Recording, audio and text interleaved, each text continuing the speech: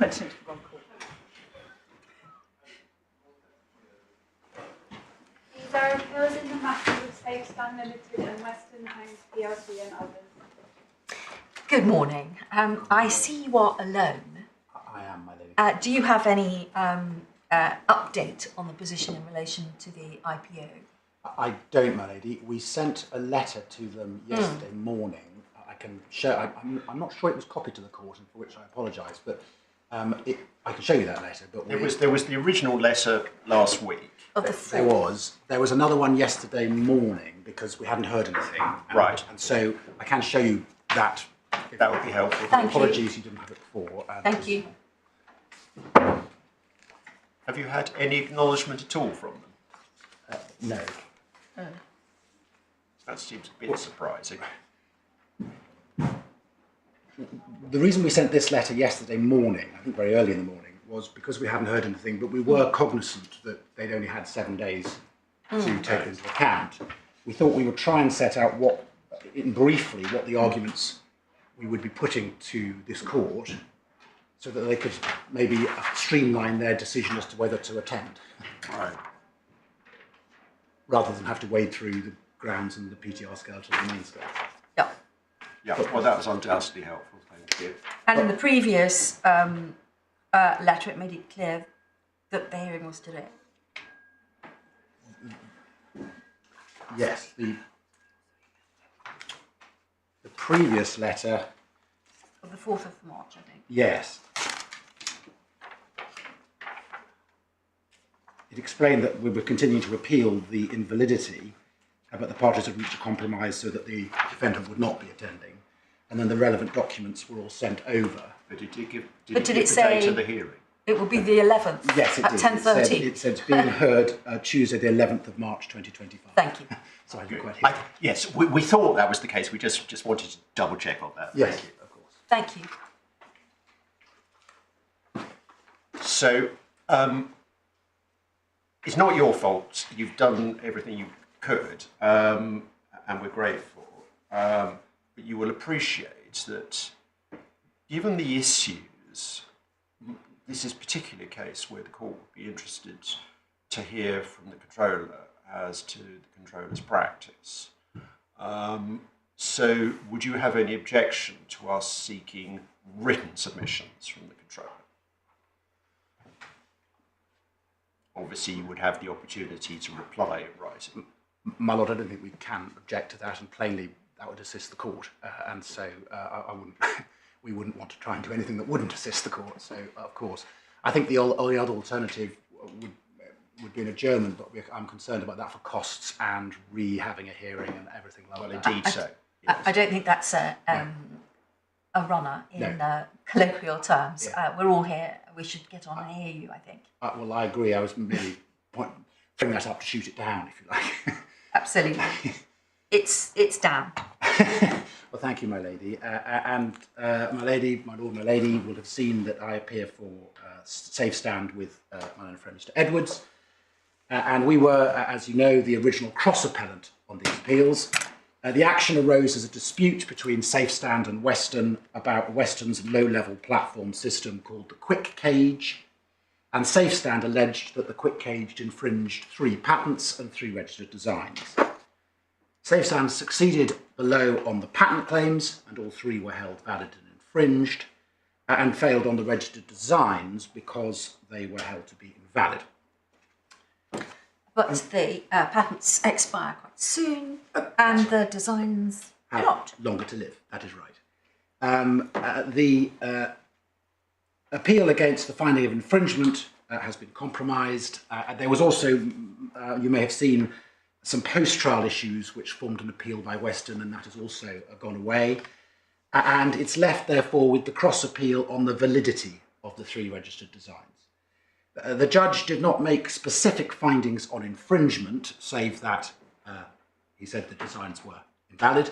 But this court today is not asked to go over infringement. It is only on the matter of invalidity. And the judge held that the 3 registered designs were each invalid for lack of unity of design, because they did not relate to a design to a single product, or he could not be reasonably certain that they did, and therefore they did not meet the requirements of Section 1(2) of the 1949 Act.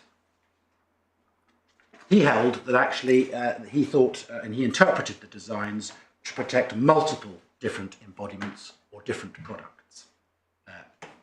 Now, for completeness, you should know that Weston also claimed that the registered designs, or pleaded that the registered designs lacked individual character over certain pieces of prior art, but during the trial that reduced to a squeeze on infringement, and in light of the fact that the judge made no further findings on infringement, that went no further and the judge made no findings. With that introduction, just to give you the order of my submissions today, so you know where we're going. The first is I was going to briefly introduce this grant of invalidity and so orient the court as to the issue. Secondly, I was going to explain the background to the products so you understand the design corpus and the context.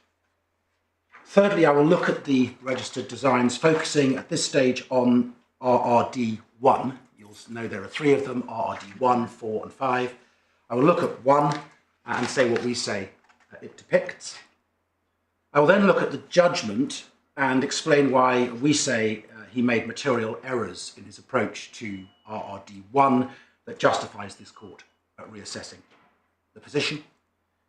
And then I will pick up RRD5 and 4, and they, with the background, they can go faster because the issues will have been, in some respects, traversed with RRD1. But obviously each one must be considered on its own merits as a separate registration. So firstly, with the ground of invalidity, and the judge set out the relevant statutory provision, and we can take it from the judgment, which I have in core tab 3.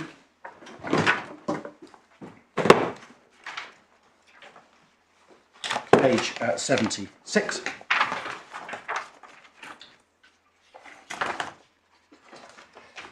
And the ground of invalidity he sets out there at section 11ZA of the 1949 Act is the registration may be declared invalid on the ground that it does not fulfil the requirements of section 1(2) of the Act. And then he set out section 1(2) on page 68.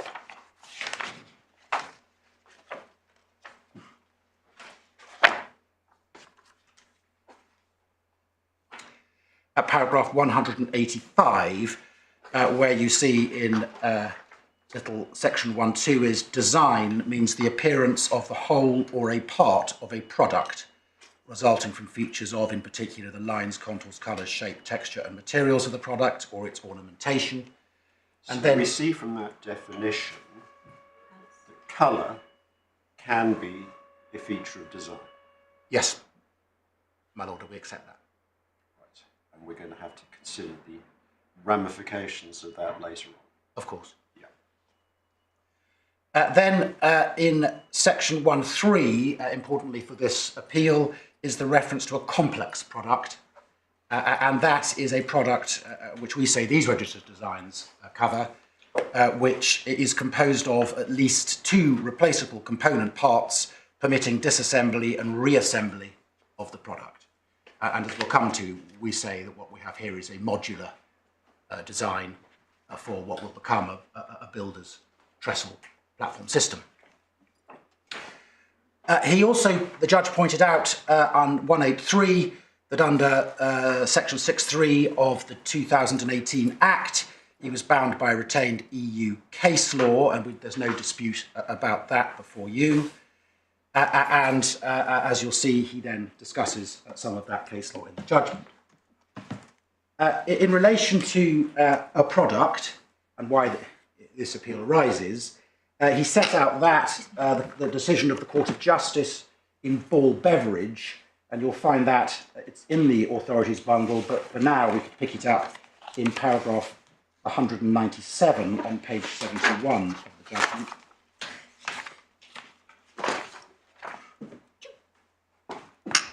So sorry, excuse me. Ball Beverage 196. Paragraph 196 on page 71.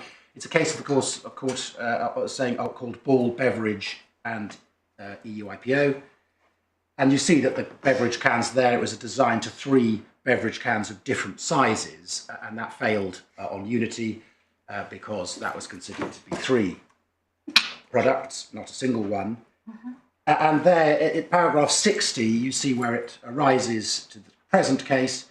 As the Board of Appeal correctly notes, the subject matter of a design may only be a unitary object, since Article 3A of the regulation, which is the equivalent of Section 1(2) of the Act, Article 3A refers expressly to the appearance of a product. And then they say a group of articles may constitute a product within the meaning of the provision if they're linked by aesthetic and functional complementarity and are usually marketed as a unitary product. That holding of the court in Ball Beverage has continued to be applied and has recently been applied by the General Court in Orgatex. Just to show you that, to give you an idea of how it's applied, that you will have to go to the Joint Authorities Bundle, tab 4.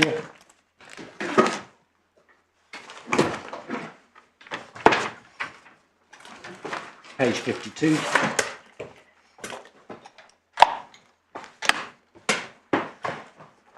This is the case of the General Court and a more recent case, but it applies what we've just seen. It's a case that concerned floor coverings and various views of floor coverings that were inconsistent.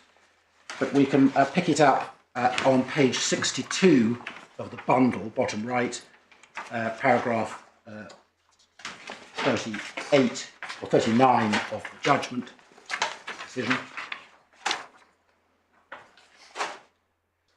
And what's said there that the views need to be, the views in the registered design need to be consistent to show the appearance of one and the same product or part of a product, so they enable one and the same design to be clearly identified.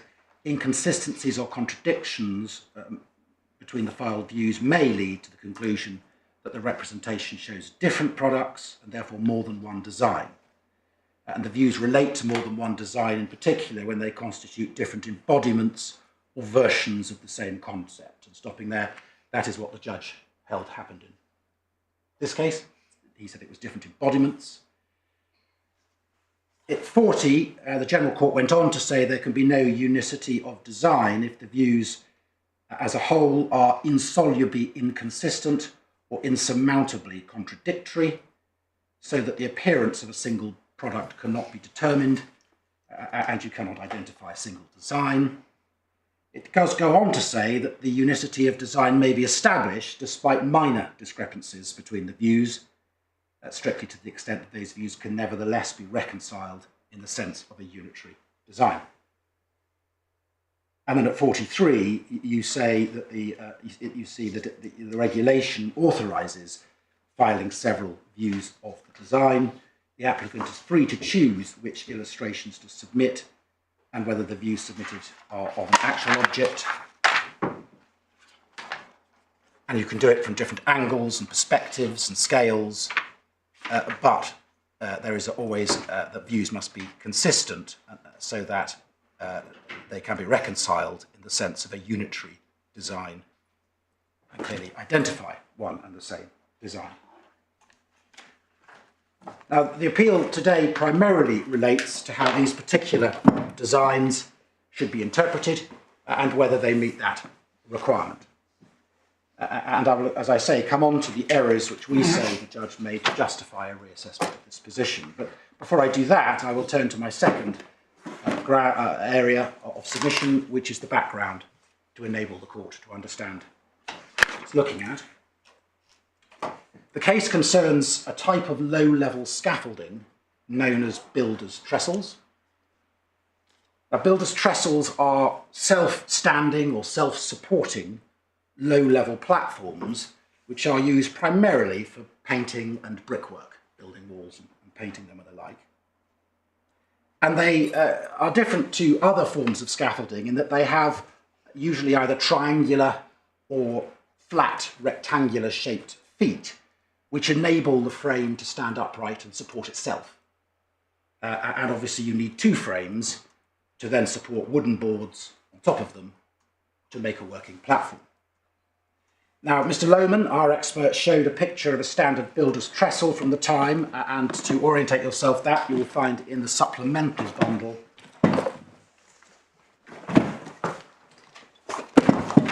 tab 15.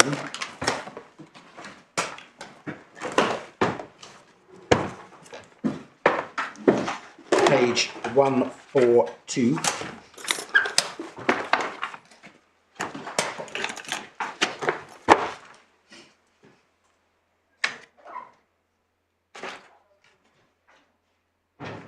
And at the bottom of page 142, you will see an example of two trestle frames with triangular feet, and they're forming a platform on top of them. You can just see the workers' feet standing on the platform.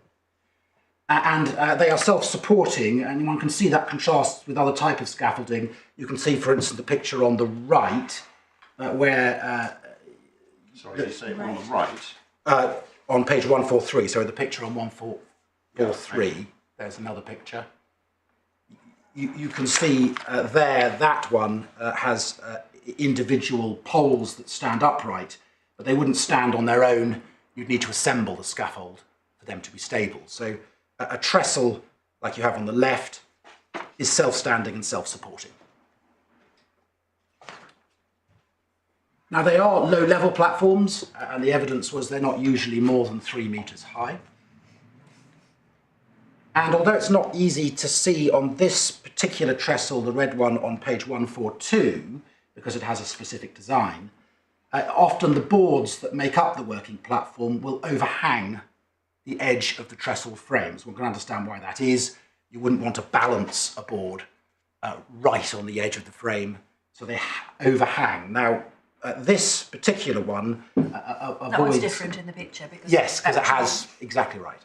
And the reason is when they overhang, that can be a hazard for obvious reasons. If weight is placed on the overhanging end of the board, it can flip up if weight is placed on the end.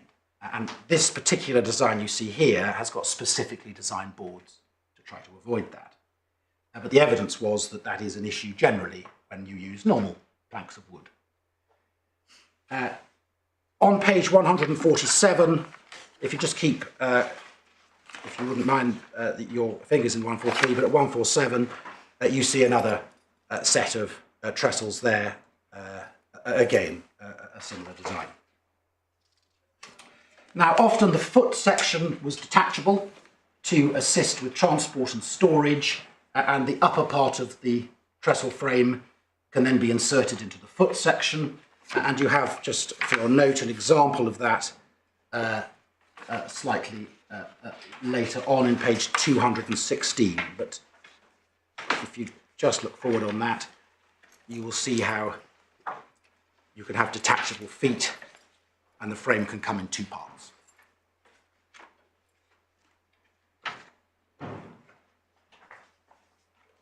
Now, going back to page 143 and the picture of, if I may call it, a scaffolding rig on the right-hand, so on page 143 at the bottom, with many scaffolding products, the working platform itself was surrounded or partially surrounded, if you like, enclosed with upright and horizontal poles to make a safety barrier around the platform, and you see that here. And also cross-bracing could also be used between the frames, and you see that here for additional support. And at the top, around the platform, boards can be placed on were placed on their edges to form what are called either kickboards or toe boards.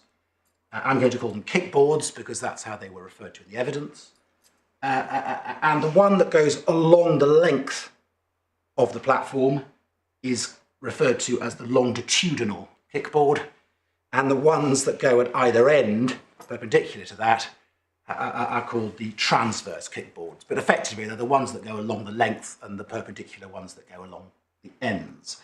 They were often held in place in the design corpus with kickboard clasps attached to the upright poles. And an image of a typical one of those you'll see at page 150.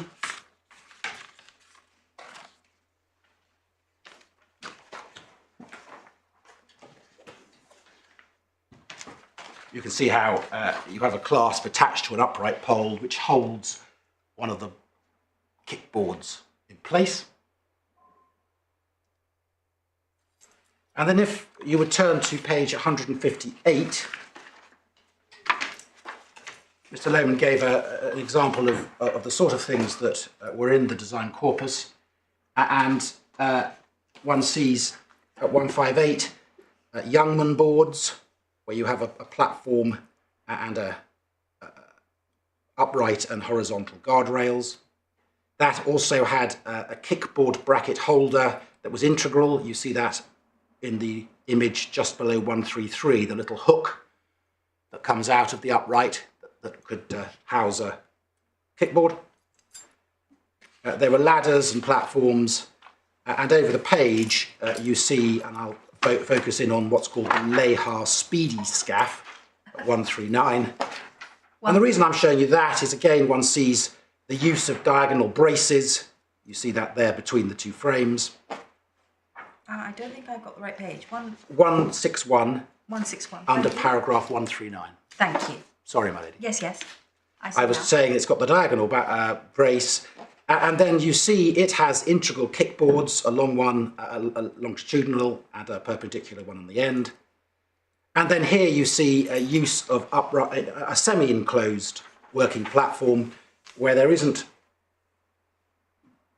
railings on the working side to get in the way, basically. Finally, before we finish this, on 163, you see another one, the quick form quick stage, which again, you see similar components, including the open platform on the working side to permit workers to work. Now, my clients at Safestand designed a new builder trestle system with new safety features to a new design. And if you look at the quick form quick stage, which I was just looking at page 163, rather than using a scaffolding base that uses, my client's design uses the self-standing trestle frames as its base. But unlike the trestles we saw earlier, the new design has a working platform that's surrounded by uprights and horizontal guardrails, so it's an enclosed platform.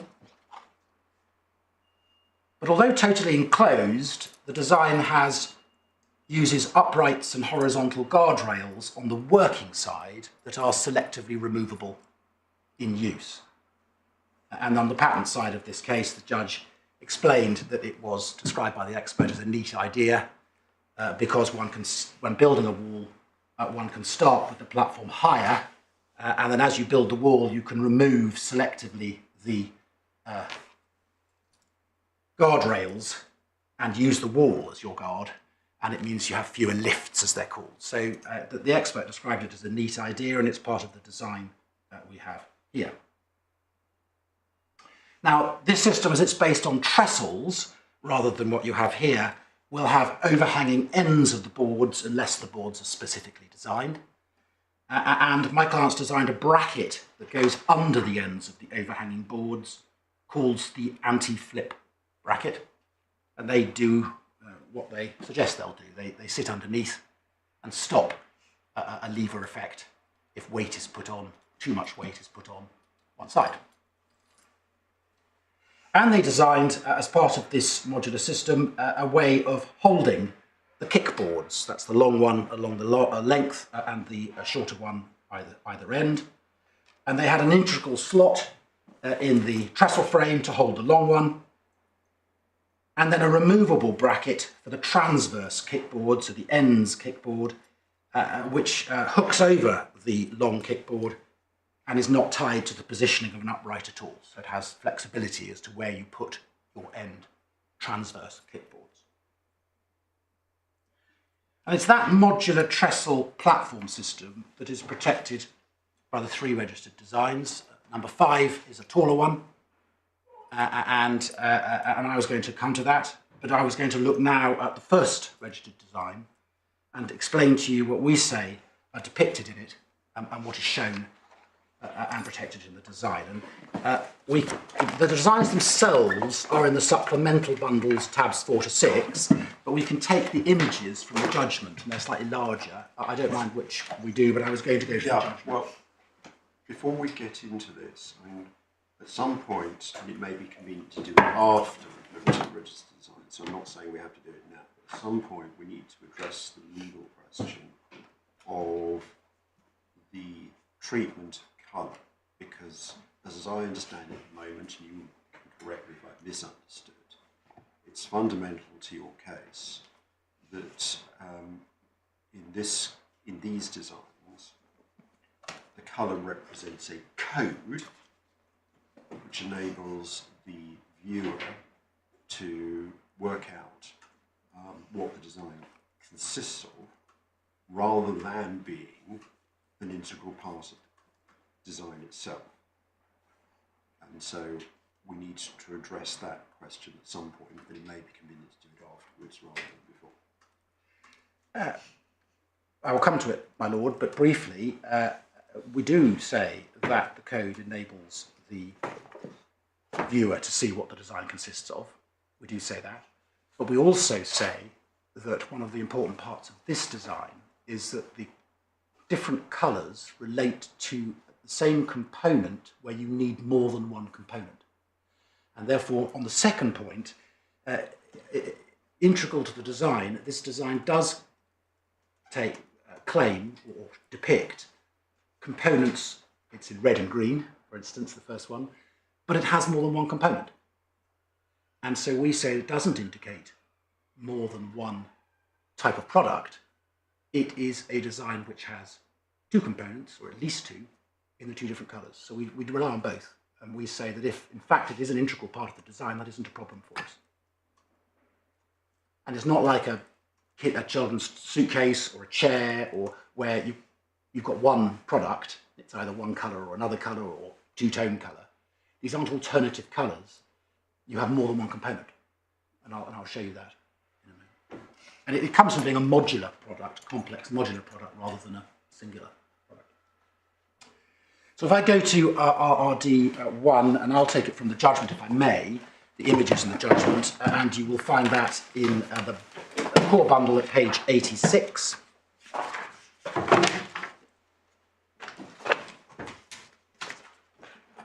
Now the judge doesn't record here, and it's not a criticism, but he doesn't record here the indication given in the registration that relates to the designs, and you'll find that in the supplemental bundle. But for the RRD1, it is scaffoldings and their components, trestles for the building industry. And these images were described by our expert, Mr. Lohman, and I'll come to that evidence and how the judge dealt with it in a moment. But just to orient the court on the question of what is being shown, we say that image 1, and you'll see each of the images has a little dot 1, dot 2, and I'm using that as image 1, 2, 3, and the like. Image 1 has 7 components of a modular system. Although it shows only one of each, plainly one needs more than one of each of all but the L-shaped ladder component, which I will show you in a moment. And the reason I say that is one cannot create a platform with only one trestle frame, for obvious reasons. So it's showing the components, but plainly one needs more than just one. The two large parts that are standing in red make up the frame, and they're depicted standing next to each other. And this is not, they're in two parts, which is not unusual, but the design is different. The lower foot part is on the right, and you can see the triangular feet that make it stand. And the upper part slots into it to form an H-shaped frame, like a lowercase h, to support the platform boards. And you can see that that slots in, and you can see the red H frame in image 2. You can see how that has become an H. You can see the long red parts, and the fact that they're in red means you can see them. So it's clear how they fit together, and it's not dissimilar to how frames slotted together in the design corpus, but plainly it's a very different design. Now, unlike traditional designs, the point about the H-frame is it provides this integral upright, that's the part that sticks up, on the non-working side of the platform. And you can see that in image 2, it's the side away from the wall, and it's all those red uprights. And you can also see another image of that in image 4, where you see the upright.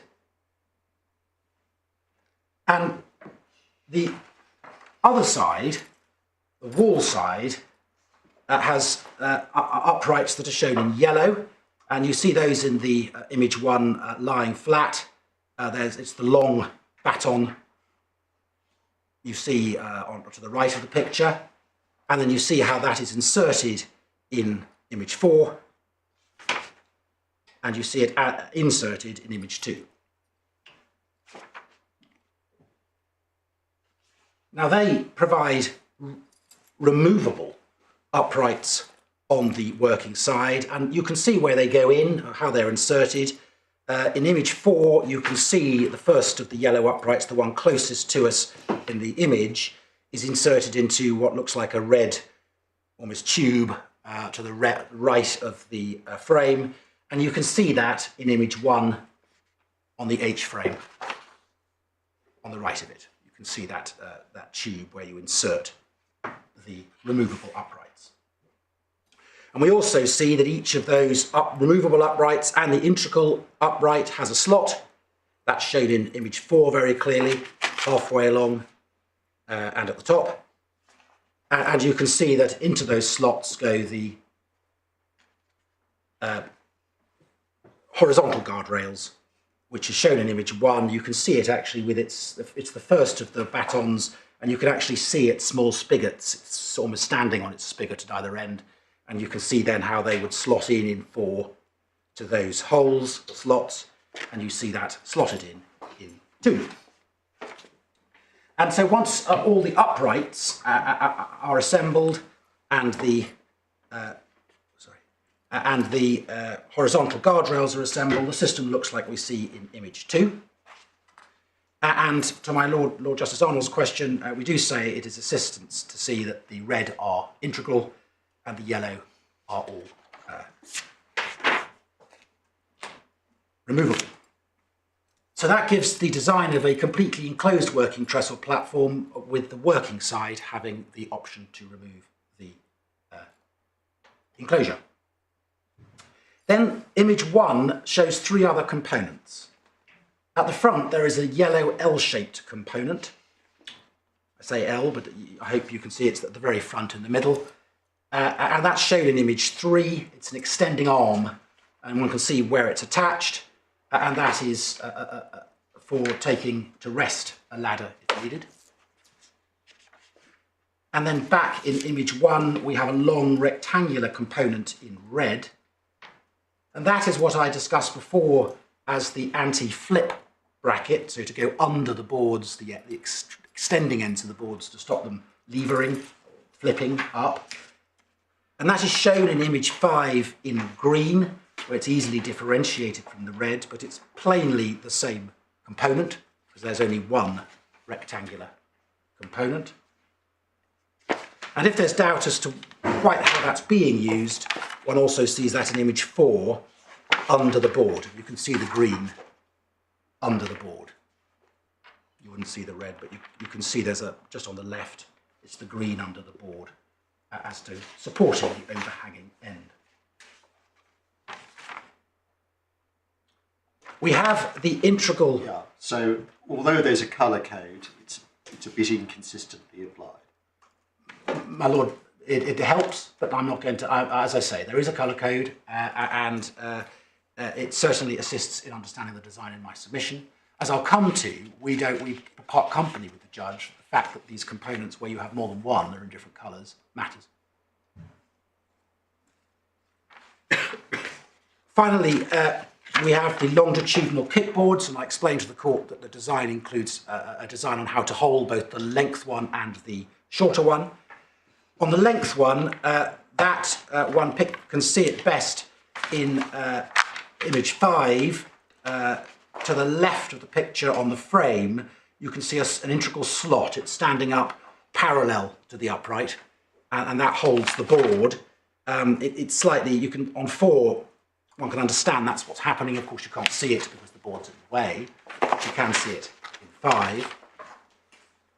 And then for the transverse or shorter ends kickboard, you see that in image 1. It's like a shovel-looking bracket with a hook over the back, and that hooks over the longitudinal kickboard to support the transverse. So it no longer, it's freed from using the upright. And one sees a picture of how that is used in 6. And then in 7, it is shown in green. Same component in green.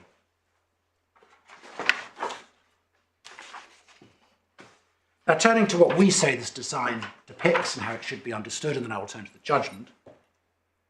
We say the design depicts a single modular trestle platform system with 7 basic components. Because it's modular, for all but the ladder extension, plainly more than one of these components is needed to form the system. You need at least 2 trestle frames.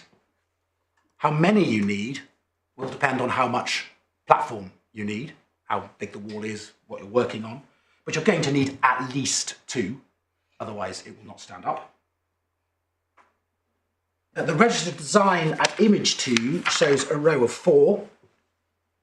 But again, we say the design isn't limited only to 4. It will depend on how many you need. Now, within that system, it depicts the removable yellow upright and the removable yellow handrail, and it depicts one of those in the first image, but plainly you need as many of those as you have frames in order to create the enclosed platform. In relation to the anti-flip brackets, you need at least 2, because at the very least you need 1 at each end of your row of boards. And if you have a second row of boards, so if you imagine this with another row, you'll need 2 under each of those. So you need at least 2 of those, and maybe more. And then the transverse kickboard, so the red shovel-looking component, well, you need at least 1 at each end of the platforms. So you need 2 of those. You're not going to have just 1, because you need transverse brackets at both ends of your wooden board platform. Now, we accept this registration is in colour and not in black and white, and plainly we are cognizant of the Supreme Court in Magmatic, where a registration is made in colour, then colour is part of the registration, at least in Magmatic. That was discussing a scope and overall impression. We say that there isn't a problem here with the different colours. We do say it is assistance, that the red and yellow and green are used to understand the design. And we say it is a design which incorporates those colours. We accept that.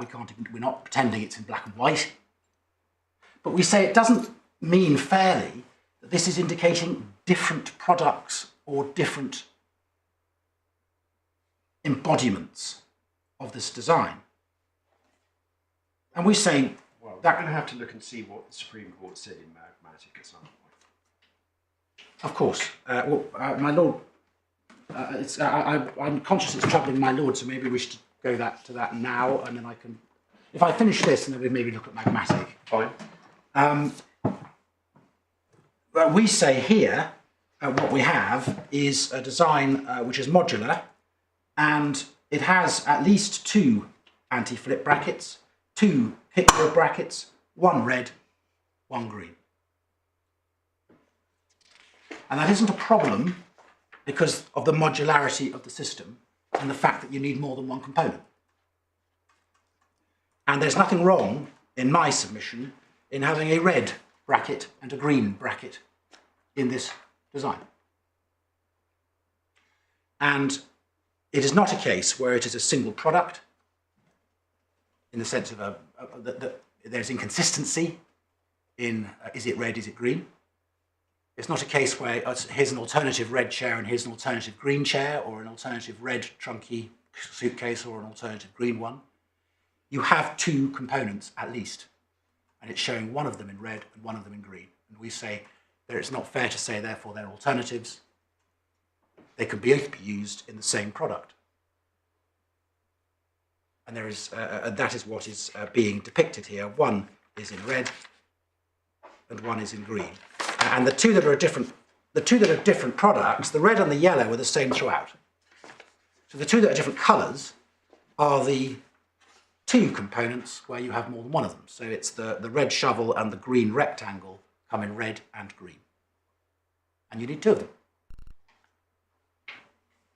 So we say that if the design is held to its colours, there isn't a problem in unity. It will become a design with red H-frames, yellow replaceable parts, yellow ladder extension, and then two components that can be red and green, the rectangle and the shovel. Well, I need to be clear. Are you accepting that the design is limited to the colours that we see?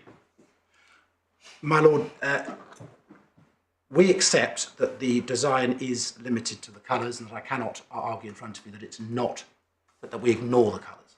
We do say that colours help rather than detract from the design. They actually help unity rather than detract from it, because you can see what's going on.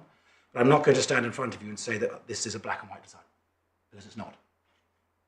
And the court in Magmatic said that where colours are used in a design, and we can look at Magmatic, that they are taken into account. And I accept that, and maybe now is the time to look at Magmatic, which my Lord will find, oh sorry, my lady will find in tab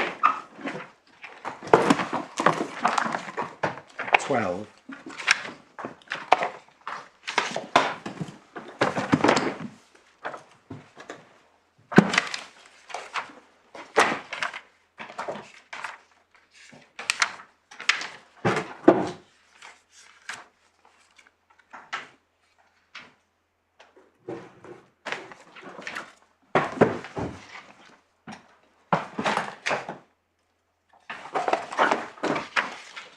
And we can perhaps pick it up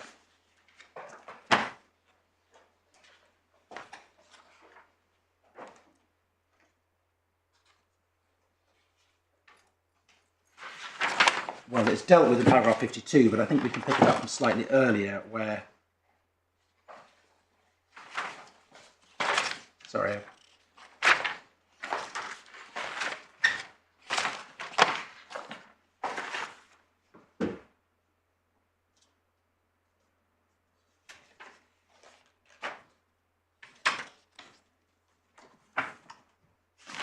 sorry, my copy in this bundle has removed my bundle's been updated and they've removed my my helpful indications. So if I may just find it again in a second. Sorry.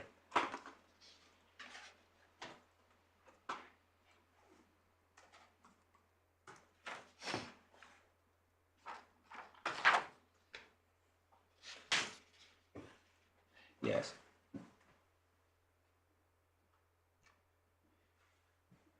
We could probably pick it up at 30, where the Supreme Court explained that it is up to an applicant, reading at D, as to what features they include in the design he can make, and then it sets out the wording of the section, and they can make more than one application, and the registration holder is entitled to choose the level of generality at which the design is to be considered, and that can be good or bad for the prior art. Over the prior art. And then in 31 they say it's up to an applicant to decide within very broad limits to submit any images which they choose. They should appreciate that it's almost always those images which exclusively identify the nature and extent of the monopoly which he is claiming. And then they set out parts of the community design there. And then they talk about colouring, and they pick up, I think at 33, presence or absence of colouring in any image, and this is they're picking up Lord Justice Kitchen's judgment in the Court of Appeal, that a community design may be filed in black and white or in colour. If colour forms no part of the design, then it's conventional to file black and white.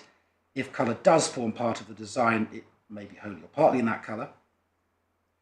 And then they talk at 34 to a long-established principle or practice, that where a design is shown in colours, the colours are claimed, while a black and white drawing covers all colours.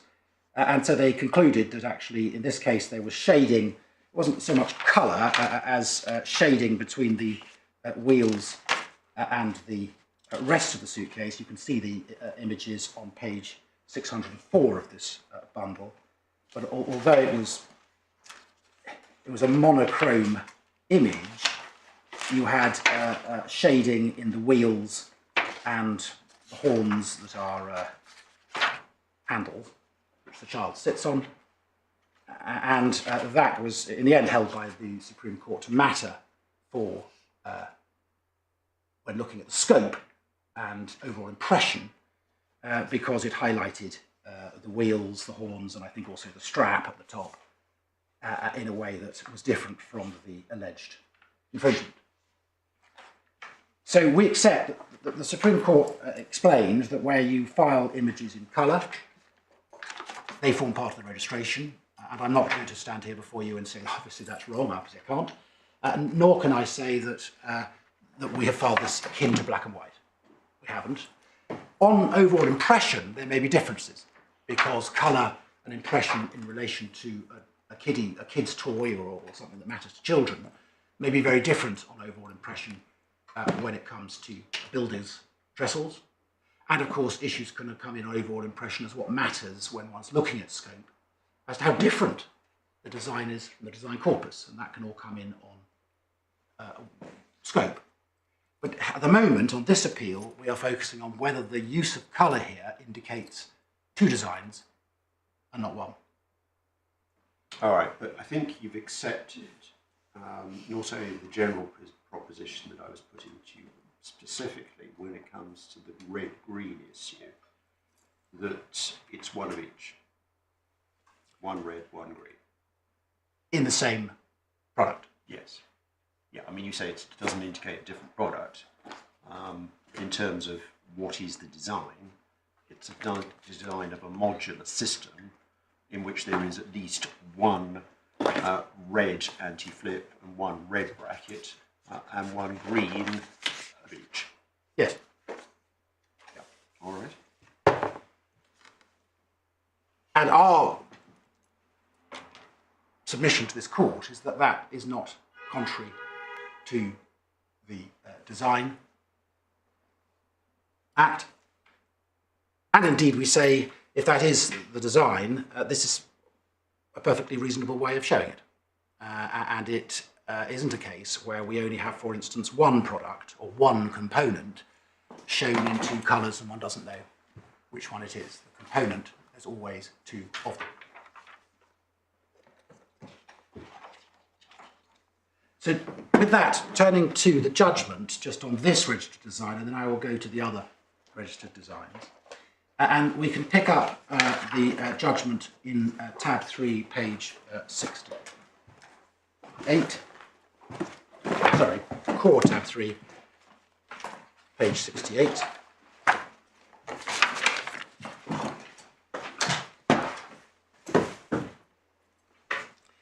He starts discussing the law, and then he moves on to the specifics of this case further on. And before I delve into that, just to be clear at the outset, what we say the errors are, what we say entitle this court to reconsider the position. The first error is that although he rightly accepted that expert evidence in a specialist field such as this is admissible on interpretation, he wrongly excluded any consideration of the actual products. Secondly, he accepted the evidence of Mr. Lohman was admissible to assist him, but then wrongly characterised what that expert said. And this is not asking this court to re-evaluate the expert evidence. There was no evidence to the contrary, and the expert wasn't challenged on it. but the expert simply didn't say what the judge said he did. Thirdly, he wrongly interpreted how colours are used in this design, and that comes to the point my Lord Justice Arnold was just putting to me, and he saw them as alternatives, not realising it's two components, coloured red and green. And fourthly, his approach to whether it was reasonably certain it's a single design. He put this almost as a if I was wrong on the above, then I wouldn't be certain approach. And to the extent he was holding that that requires a separate assessment of the images alone, and I'll show you why at times he may be saying that, we say that was wrong. So starting with the first of those errors, and that's reference to the products, and you can find that at paragraph 200.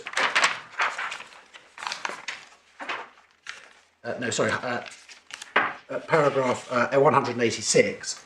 At 242, he'd held that in the present case the informed user is likely to be the owner of a small construction business which uses low-level platforms. Sorry, can you give me that reference again? At 242. So, my lord, the actual finding is perhaps a little difficult, but I was taking it from the very end of 242.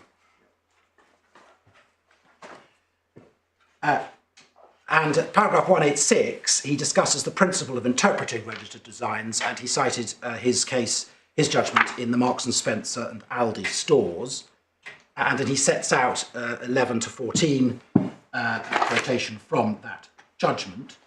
And we don't take issue with that, save for paragraph 14, where he held that products manufactured by the proprietor are irrelevant to the interpretation of the design. Just on paragraph 13, he cited a judgment of Mr. Justice Burse, as he then was, in Sealed Air, which says objective interpretation is a matter for the court, not the court through the eyes of the informed user, because there is no reason to suppose the notional informed user is aware of conventional understanding of dotted lines, grayscale, that sort of thing. The particular issue in Sealed Air, you may be familiar, was actually a star shape at the bottom of punnets, the whole fruit, and a question of what they represented. And an informed user of fruit punnets might think they were stars. But the argument to Mr. Justice Burse, which he accepted, was that actually they're a CAD drawing convention, and these were CAD drawings, it indicated domed feature in the base. And so that was a case where you could get a different answer if you, depending on whose eyes one is looking at it through. The judge here, and we say correctly, said in 188 that although it is a matter for the court, there may be cases where the court may gain assistance from experts as to the images. And he says that in 188. And their practical consequence would be that sometimes there may be expert evidence about this in an appropriate case to be kept at a minimum is admissible. We don't quarrel with that and accept that, and then he did consider the expert evidence in this case. And we say where there's a specialist knowledge to require what one's looking at, to understand what one's looking at, it is acceptable for the court to gain assistance in order then to make its objective interpretation. Where we part company is the reference in his Marks and Spencer and Aldi that actual products cannot be used as an interpretation. This is not a criticism of the judge, because after this judgment, his judgment was considered by the Court of Appeal in Marks and Spencer's, and that paragraph 14 was corrected, and we see that at JA tab 2, page 26.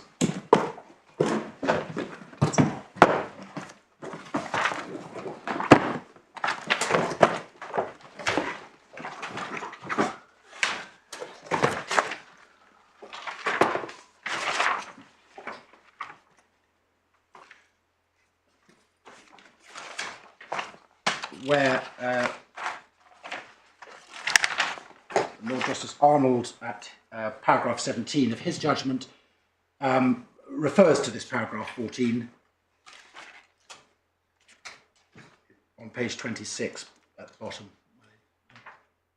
and where the judge had said that products manufactured by the proprietor are irrelevant. And the court pointed out that the Court of Justice has held in the Pepsi and Grupo case that the assessment of the overall impression of the designs at issue to take account of goods actually marketed which correspond to those designs. And the court went on to say it's certainly permissible to use the products to confirm the conclusions already drawn from the designs. And then the court pointed out that that has been the case and has been done in a number of earlier decisions that are listed there. There is a difference if the product marketed by the proprietor differs from the design, and that was what Lord Justice Jacob had said in Samsung. But on this case, although there was a difference, it was a minor one, a watch strap label absent from the design. So we say that the review there by the court, by the judge, applying his judgment in Marks and Spencer's, has since been clarified on appeal, and therefore that is an error, and he effectively denied himself the ability to look at the products, even to the extent of confirming conclusions already drawn. And there was evidence before him of the products. There was in court the whole time the Safestand system standing there, as was the alleged infringement. Actually, it's found to be the infringement. And there was also matters such as the training guide, and just briefly, so you can see that in supplemental bundle tab 22.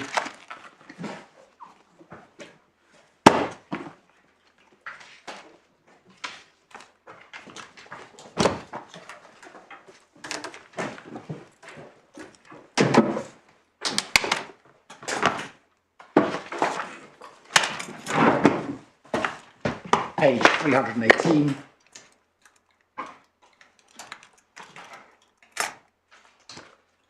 Actually, we can pick it up at page 321.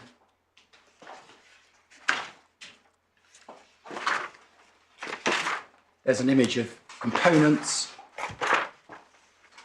This one actually is the image used in Register Design 5, which has a diagonal brace on the left, but otherwise we see the components that we are now familiar with. And at 324, one sees a row, this time of 8, I think, of the frames, and then one sees how they can be put together. For instance, 326 with the yellow uprights. We put in 330 has some anti-flip brackets. 332, we have the ladder extension going on and the replaceable horizontal bars, handrails.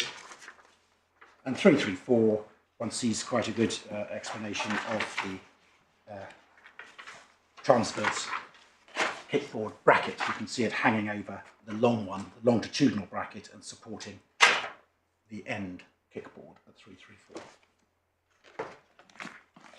So to the extent that he found that the design is difficult to understand, and in particular, sometimes he mentions concerns about understanding what he's looking at, he did deprive himself of that assistance for interpretation.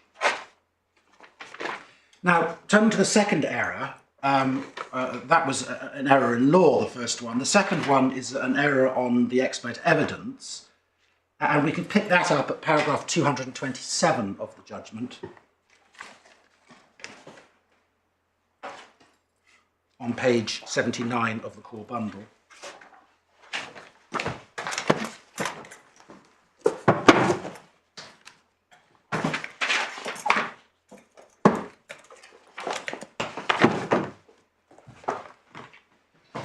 And in the previous paragraphs, he'd been discussing each of the images of Register Design 1, and where necessary, using Mr. Lohmann's evidence as to what he's looking at. You see that in 225, at 226.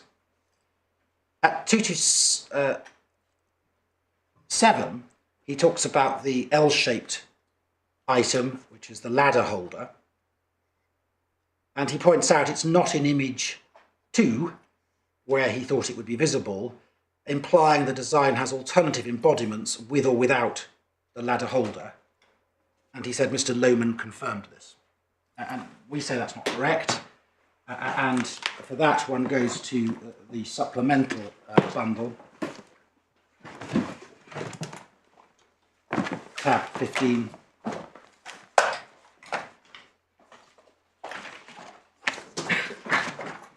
Page 164.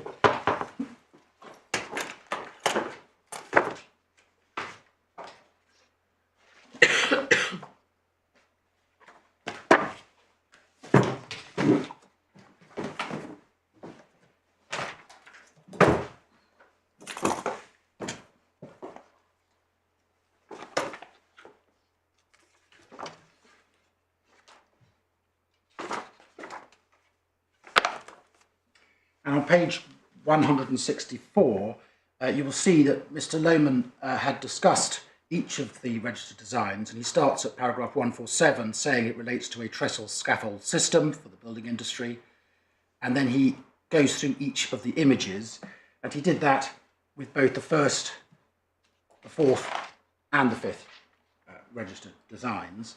But I was going to focus here on the ladder, which he deals with at 148.3,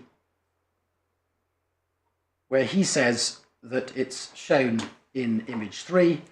I understand this to be an optional feature of the overall system, which may be used when a ladder is required to access the platform. And we say that's not the same as being an alternative embodiment of a different product. It's an optional feature of the same product. And we say the judge was wrong to say that Mr. Lohman confirmed it was an alternative embodiment. And that leads then to how one deals with... Is there any cross-examination on this? No. Thank you. Nor is there any evidence contradicting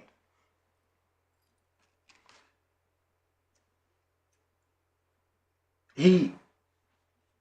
So it's an optional feature, and we don't, in our submission, a single design can have optional features, and this doesn't invalidate the design. One sees an example of that in Saatchi Premium, which you'll find in the JA bundle, sorry, not joint, the authorities bundle at tab 6.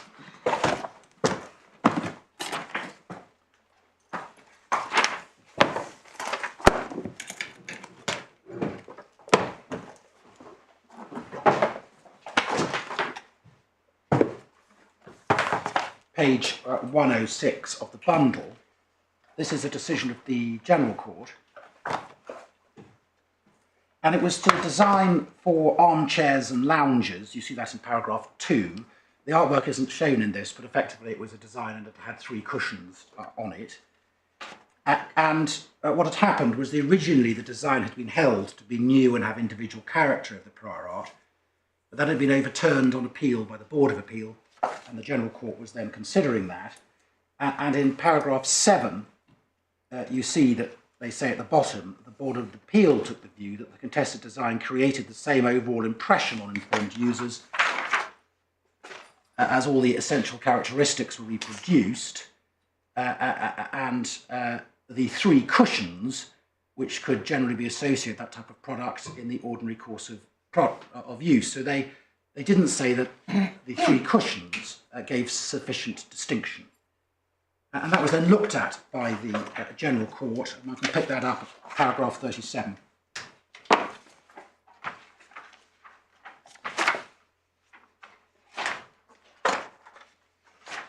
And there they say that the board took account of the fact the cushions were not a fixed element, they were easily separated from the main product, they were often sold and purchased separately, actually, these cushions. It inferred that it decreased their importance in the overall assessment, and added, the Board of Appeal, you see at the end of that paragraph, added that the informed user might perceive them as mere optional accessories. They could hardly be considered a significant part of the design. Now, there's no suggestion here that an optional accessory is not permitted in a design, and in my submission there's no reason in the Act or any other reason why it's not permitted to have, particularly with a modular product, a component that may or may not be used depending if you have a ladder. And of course the ladder is not part of the design. So we say there's nothing inconsistent or wrong about having optional features. What the judge did was not consider them optional, but consider them as different embodiments of the design, a laddered embodiment, if you like, and a non-laddered embodiment. And that was wrong in our submission. Where that then went in the reasoning, one sees over the page on paragraph 231. He dealt with the ladder holder at 231 little 2, and he said it was alternative embodiments, thinking he was relying on the expert evidence, and we say that was wrong. In relation to the kickboard bracket, he made 2 points. One was that they may themselves be optional, and secondly, the red and green alternative embodiment point. On the kickboards may themselves be optional, he there relied on the fact, and he pointed out at 230, that there's no sign of kickboard brackets in image 2. And if the court will remind itself of image 2, which one will find on page 86,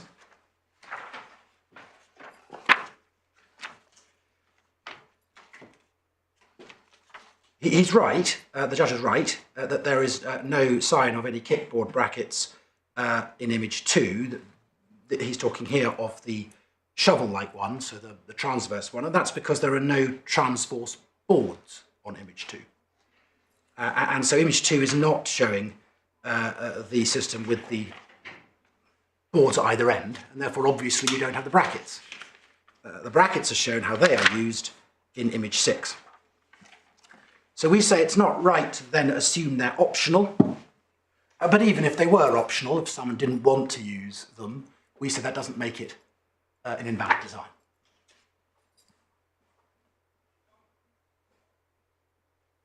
And finally, we have the colour point, and he says the anti-flip bracket and the kickboard brackets are shown in red and green. That must mean alternative embodiments, and we don't agree with the conclusion that it must mean alternative embodiments. And one sees how he deals with that in his reference to magmatic in paragraph 232.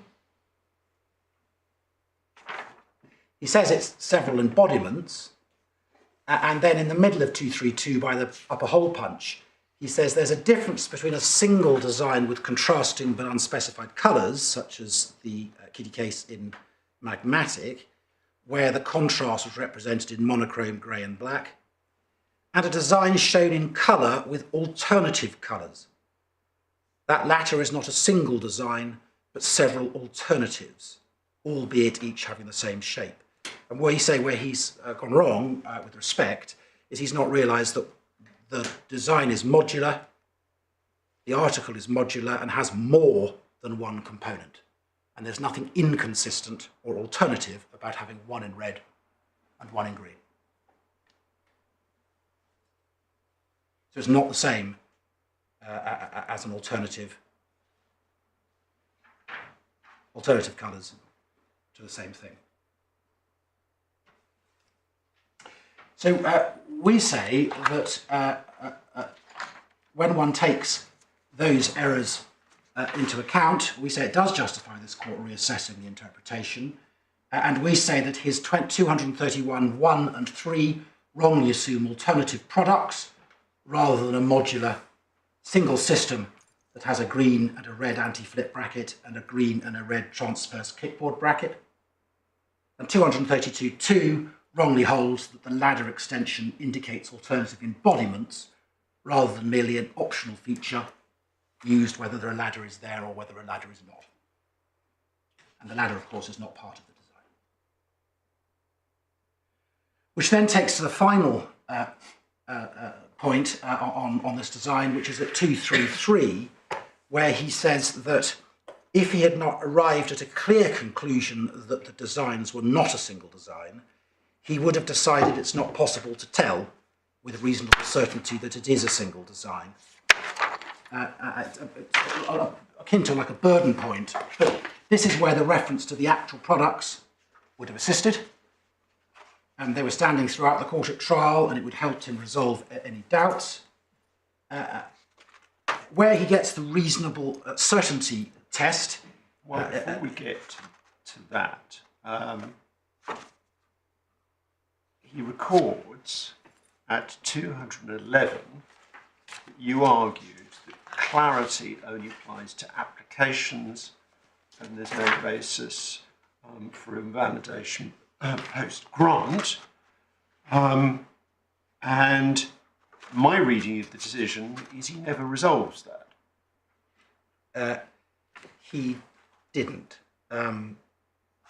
Because he says the only candidate is 1-2, which on its face doesn't include clarity. He says there's an obvious policy reason, when one takes his point about that, but he then goes on to Master Jägermeister, and he also looks at all Europe again, but I don't see that he reaches any conclusion with regard to the argument that you advanced in 211. I think that's correct, my lord. One of the reasons the argument arose in 211 was reliance on Master Jägermeister, and in particular, and I was going to come to that with Master Jägermeister, in particular, what one needs to show for this, he suggested reasonable certainty and clarity. And we pointed out before him that Master Jägermeister, and I was coming to this now, is obviously pre-grant, yeah. And obviously is also under a different article. It's under Article 36(1)(c) of the design regulation, which it's set out on paragraph 49 of Master Jägermeister, which you'll find on page 74 of the judgment, where it's looking at the representation of the design must be suitable for reproduction. And the argument there, it's emphasising that where is it? Paragraph 210 of the judgment. Yeah. He quotes the report in Master Jägermeister, yeah. And then I was looking at paragraph 49 of that quote, where you see it's about Article 36(1)(c), which is a pre-grant provision that actually is applying to the sort that you must have images, representations, that are suitable for reproduction and that can be understood.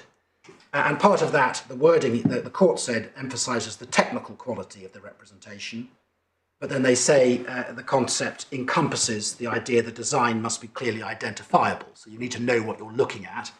And that's where the judge picks up his point about the public policy point, which actually the court itself talks about in 53 and 54, because if the graphic representation is too poor and you isn't clearly identifying what you're looking at, then, as the court says in 53, the design entry doesn't serve its purpose as a public register.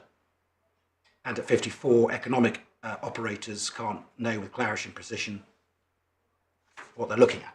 Yeah, so the judge picks up in 215 the fact that Master Jägermeister is based on Article 36 and Article 38, and he acknowledges there's no need for CJU to consider the position in law after registration. He then says it may be in 216 that there's an issue about whether it's a design, in which case it's the same as the issues he's already considered.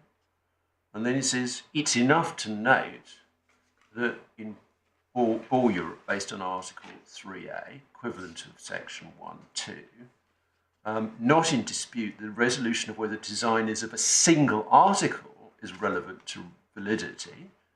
And then as he says, it seems to me if it's not possible to tell with reasonable certainty, it's invalid. So that seems to be implicitly saying it is a ground of invalidity post-grant, but without explicitly doing so or providing any real reasoning.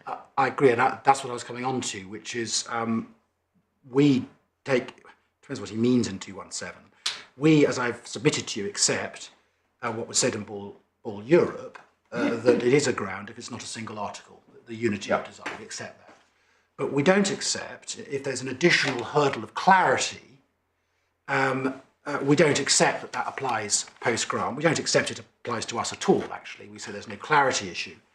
And at the point that my Lord Justice Arnold just read out to me, we also don't accept, it depends what the judge meant, but what he wrote was, it seemed to him that if it's not possible to tell with reasoned certainty from the illustrations whether the design is a single article, if he means by that that all extraneous matters, such as expert evidence or the products or the design corpus, putting the court in a position so it understands what it's looking at, if all that isn't allowed, then we say that is wrong and there's no basis for it. And in fact, you don't get that from Jägermeister at all. And you certainly don't get it from cases like, as we saw in the General Court, I showed you the General Court when it considered matters in Orgatex. In my submission, it's hard to think that that is what the judge meant, because, of course, he'd earlier on said he does take account of expert evidence, and he did. It's also, in my submission, a little hard to understand, with respect to the judge, how this is a fallback, in the sense that one would think it would be how you'd start and possibly end the analysis if one thought, well, it's not reasonable certain, there isn't reasonable certainty and clarity, so I don't go any further and try and understand it. He did it in reverse. And so therefore, to my Lord Justice Arnold's point, we stand by what we said, that we don't accept one can take Mask Jägermeister and apply it as a ground of invalidity in the way that the judge is doing.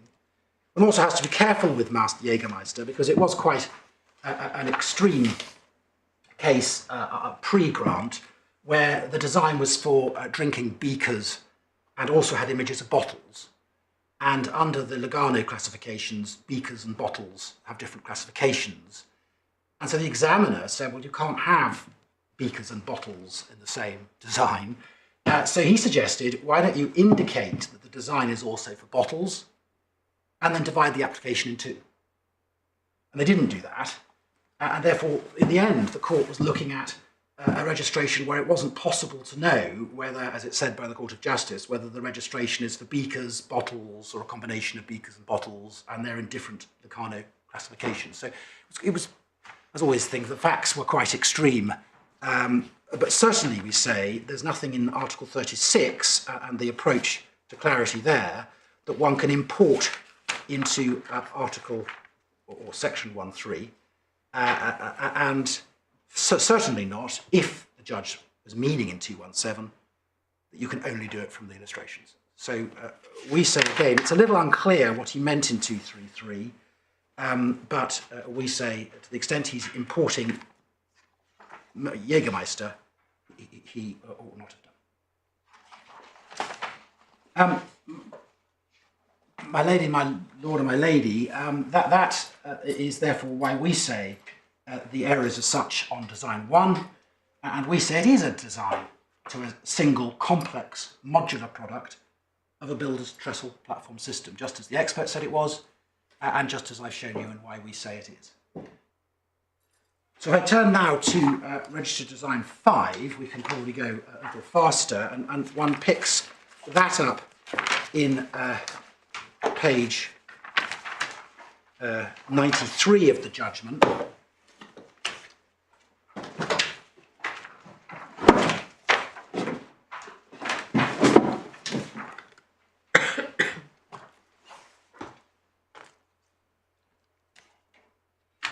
As before, you'll find, for your note, the actual registered design in page 42 of the supplemental bundle, and the only additional thing really one might get from that is the indication. This time it's a slightly different indication from RD1.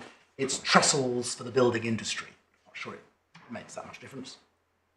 And And this is protecting a taller design with cross braces. And you see that on image 6, where you see the system, and this is depicted with 4 trestle frames supporting a platform, and it has cross braces in between each frame for additional support. And it depicts a ladder extension with a ladder. There was a discussion and evidence, discussion for the court below that the ladder is actually highlighted around its edges to say it's not part of the design. That might matter when one's considering scope. I'm not sure it matters for today. How does one tell that? Well, it's maybe easier to see when you're on screen, but but I don't think it matters for the argument for today. I'm not sure because it mattered below potentially on whether one incorporated the ladder on overall impression or not. But yes, there are bigger pictures. It does online actually. I'm being shown a slightly larger image, but I'm not sure it matters for today.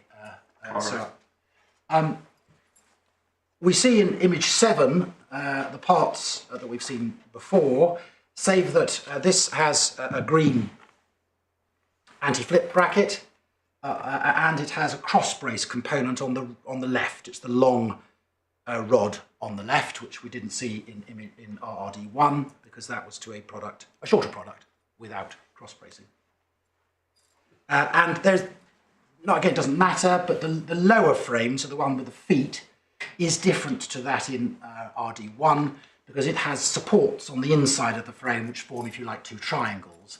Again, there's no problem with that, but this is a different, we accept this is a different embodiment. And it's a taller one with more support. Image 1 is on the page 93. That is the anti-flip bracket in green, as it is in image 7. In image 3 is the ladder extension, and that's shown in use in image 6. You can see it at the top. Sorry, what again is 2? Sorry, my lady. On page 93, what could you tell So me? the ladder extension was at the bottom. Is in 3. Is in the 3. Yellow ladder extension. The yellow, and then you see it in use over the page. But in the middle of the page, what is 2? Oh, I was about to come on to that. Sorry. Okay, sorry. Yes, in 2 and 5, Yes. one sees this is where the cross brace is connected. So at 2, it's where the cross brace meets the upright on the top of the cross brace, and image 5 is where it meets the feet, and you can see it's the feet because you can see the floor behind it.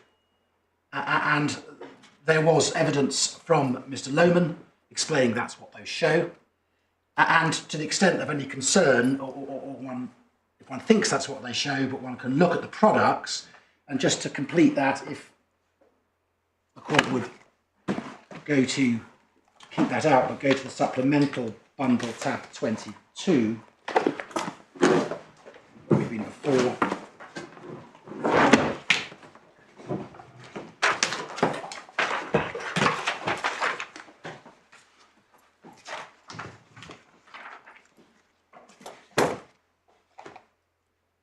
On page 352, this is the manual, and you see that platform height's above 1.8 metres, and you see on the right there the 2 pictures of how the cross braces are connected to give an idea of what's being shown. But as I say, that was also the evidence of Mr. Lohman in those passages that I showed you to. I don't think I need to go back to them because the judge didn't seem. I'll show you what the judge said about those. So, finally, when one looks at image 6, one sees that it does have both. It has 2 transverse kickboard brackets in place, and the transverse kickboard brackets in this registered design are shown in red in drawing 4, image 4, They're shown in red in image 7, and they're red in image 6. And you can see them because you can see at each end of the longitudinal kickboard, you can see the hook going over either side. So they're all red.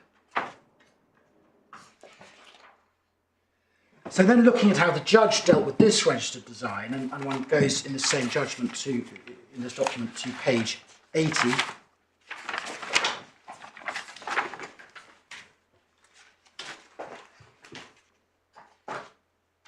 And at paragraph 235, he made 4 observations. The first is he says the anti-flip bracket may optionally be red or green. And I've addressed you on that, and we say that the point is the same. It doesn't make it 2 different products. But is it actually right? It's a difficult one to say. Because I can only see a green one. Yeah, well, I think what he means is if you look at image 1, it's green, and image 7 is green. I think he means in image 6, underneath the boards, it's not clear that they are green or red, and he thought they may be red.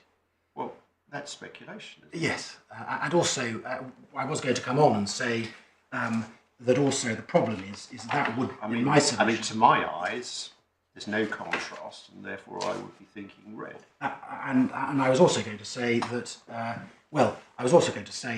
that would fall into what we just saw, one of the minor point that we saw that the General Court talking about in Organex, where it is, we say that if that was the only issue, and as I'll show you it is, to strike down a registered design as being invalid because of an issue like that, we say would not be the right approach. And the reason I say it's the only point he has is when I take you to the other points. His issue 2 is he says he found it difficult to know whether the parts shown in image 2 and 5, so that is the cross brace connectors, fit into the hole. He works out how they fit in, but then he says Mr. Lohman said they depict the way the cross braces is attached to the system. Seems to accept that, and we say, well, that is an acceptable thing for the court to do in understanding what it's looking at, and to the extent that there is any doubt, it can be looked at in the product anyway.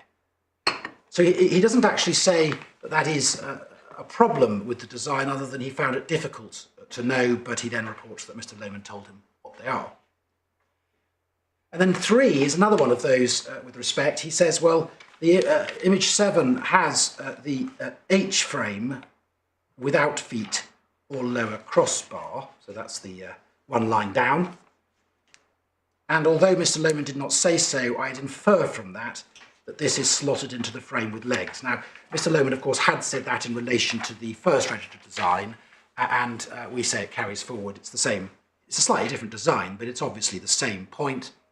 And the one lying down has to slot in to the one standing up. A, it hasn't got any legs, feet, so it wouldn't be able to stand up. And B, you can see that in image 6 in any event. So that, we say, isn't actually a reason for invalidity. So 2 and 3 are just points that he's noted. And then 4, he says, one might expect the red kickboard bracket, and in this they're all red, of image 4, so that is the image showing it in use, would be visible in the image 6 assembly. It's not, which might imply it's optional. Well, I've given you my submissions on optional, but the judge is wrong here in any event, because it clearly is. It is because they're the hooks. The hooks, Yeah. exactly. And image 4 shows you it hooks over, and then you see them in image 6. So he's wrong, with respect. So when one actually analyses what he's saying about RRD5, the only point in my submission is that the anti-flip bracket may optionally be red or green, and that is based on a reading of image 6, and in any event, we say it would be an unfair approach to registered designs. Something like that, even if that was correct, brings down the whole design. And in any event, I've addressed you on why it's not a problem having more than one colour for a component in any event. So we say that actually, although he dealt with it rather quickly, his reasoning on RRD5 is wrong and should be looked at again by this court.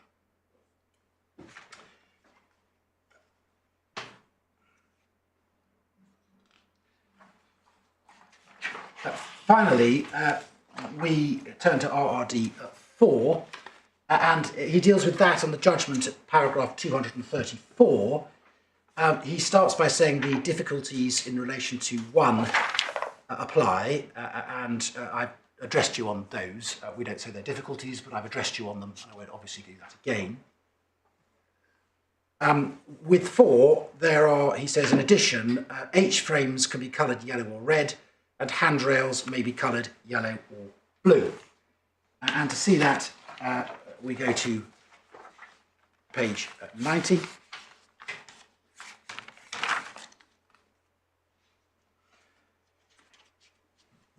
Again, in the actual registered design, in the supplemental bundle, the indication is for trestles in the building industry.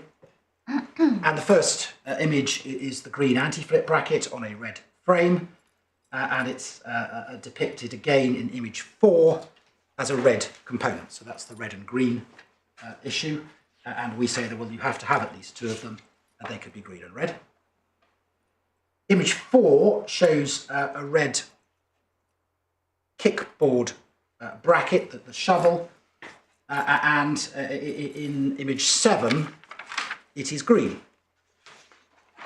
But as I explained, a system such as this, a modular system, can use a red one and a green one. It uses at least 2. And indeed in this design one sees that in operation. So if in this registered design one sees that in operation in image 2. Because you see the kickboard brackets, you can see that overhang, and the one on the right is green and the one on the left is red. Sorry, I'm struggling to see that. It is clearer on screen, but if you're in image 2, my lord, yeah.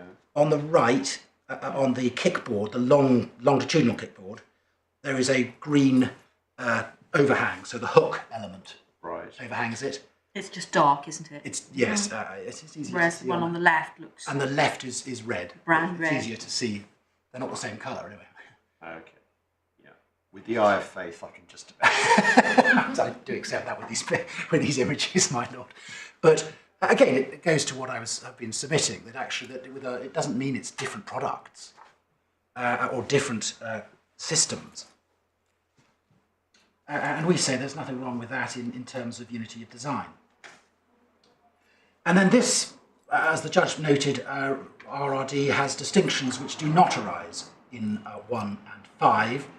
And first, we see image 5, which was not mentioned by the judge, and we had evidence before him as to what it is. But it is a detail of the extendable safety barrier of this design and how they use a pushpin system to extend them. It's described by the expert, and we don't need to go to it now. It's in the supplemental bundle at tab 15, page 165, paragraph 149.2. But he explains that you'd know that these are telescopic handrails. You can see they're telescopic. You can see that they are extended using what he calls a pushpin system, and you see that pushpin there. And he says that you would be able to see the spigot end, which is used to connect them to the uprights, and that spigot end can be seen. And you can also see it in the image 4 of the components. And you can see it's almost sitting, the yellow component at the bottom there is sitting on its spigots. And so he said, well, that's what that is, and the judge didn't have a problem with that and didn't comment on it at all. What he did comment on are the colours of the uprights and safety rails, and image 2 here has integral H-frames that are yellow, and you can tell that because you can see all the base is yellow, and then up on the non-working side platform where the integral frame is yellow, and that has blue safety rails. And images 3 and 4 show the product, and that has red integral H-frames and yellow safety rails. Now we say again that this is the same modular article and it can use all these components interchangeably depending on how they're used. And we saw in the instruction manual a run of 8 trestles. We see here 4 and 4, but they can be used in different combinations of colours. The components are the same and they're interchangeable in a modular system. And you know that in the registered design because the interchangeability can be seen, for instance, from the ladder extension in image 4. So that's the L shape, image 4, and it's shown there in yellow, and it is classed with, or collected together with, a red integral H shape upright and yellow detachable uprights and handrails. But we also see that same component in image 2 with the yellow H-frames and blue guide rails. And we say objectively this modular design would not be understood to mean that red H-frames can only be used with yellow guide rails and not blue ones, or that blue guide rails cannot be used with red uprights, or that they're different products. We say that is the wrong approach to the design. It's a modular trestle platform having red or yellow H-frames or blue or yellow guardrails. And it's up to the user how they want to assemble. Well, does that work? Because this one is different to the previous two, as I think you've accepted. And effectively, as I understand it, what you're saying is there's 2 different colourways. But if there's 2 different colourways, why is that not 2 different designs? I understand that point, my lord. It's 2 different colourways in the same, you can use them all in the same, I mean, they're mix and match, effectively, and that's how it's shown. So you can see that with the ladder.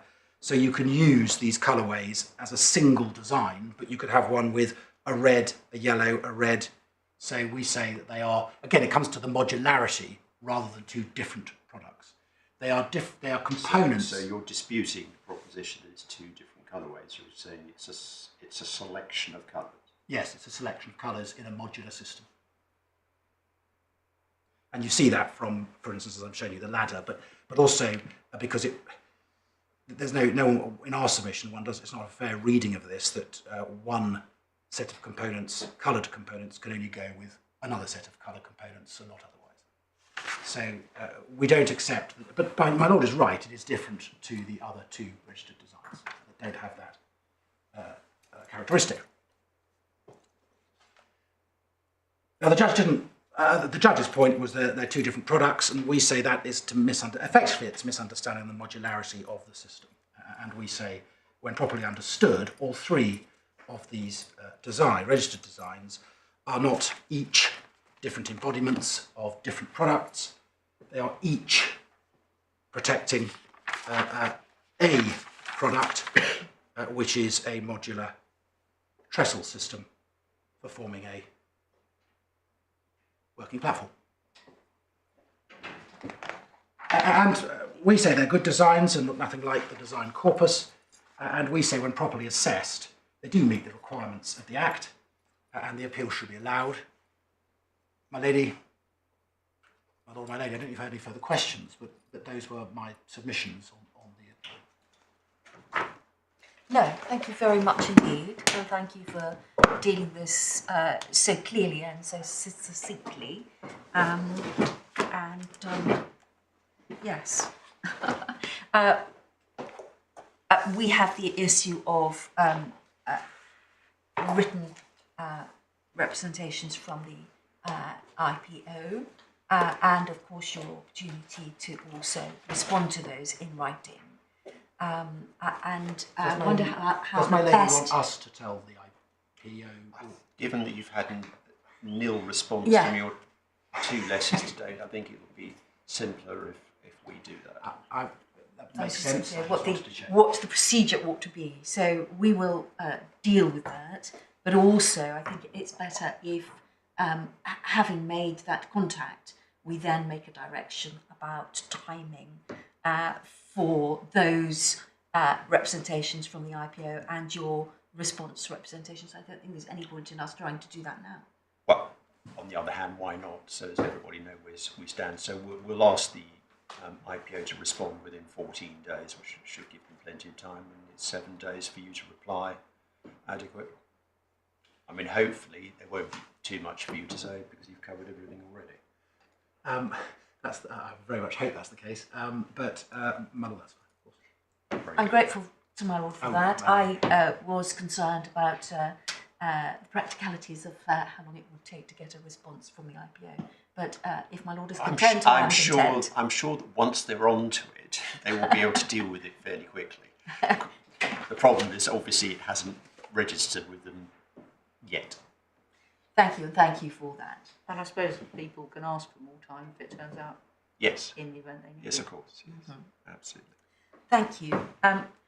Obviously, therefore, it's a little premature for the usual rubric at this stage, but as you will appreciate, once we've had and been able to digest those written representations, thereafter we will circulate our written judgments in draft in the usual way, and as you will be very well aware, we only ask for a response in relation to those drafts, in relation to typographical errors, and no further argument, thank you.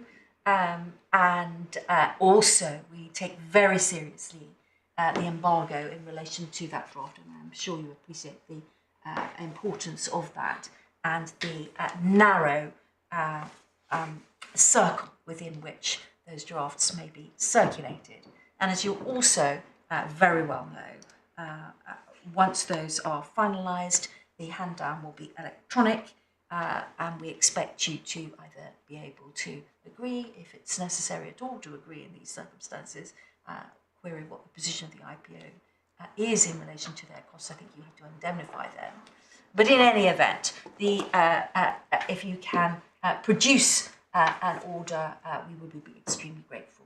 And I doubt that there therefore will be much scope for any argument about it. But if there is, as you also know, those differences, if there are differences, must be dealt with in short written submissions. But I think that is all likely to be irrelevant in this case. Thank you very much indeed. Thank you, my lady. Court rides are payable.